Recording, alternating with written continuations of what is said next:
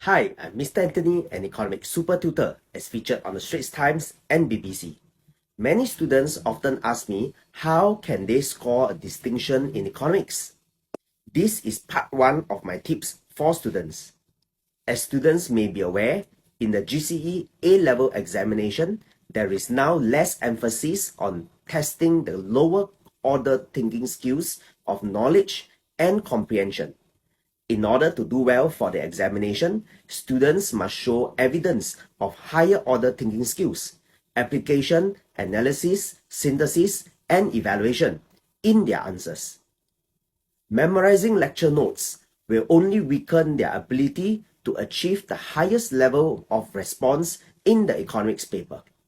Students will need to be able to explain current economic events in terms of the relevant economic principles learned, and also integrate the different topics learned to construct a coherent line of argument and reconcile conflicting ideas.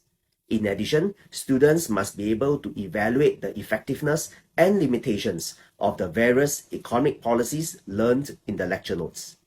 Finally, the answers given must be logical, clear, and concise, as examiners reward quality rather than quantity of responses given in the essays.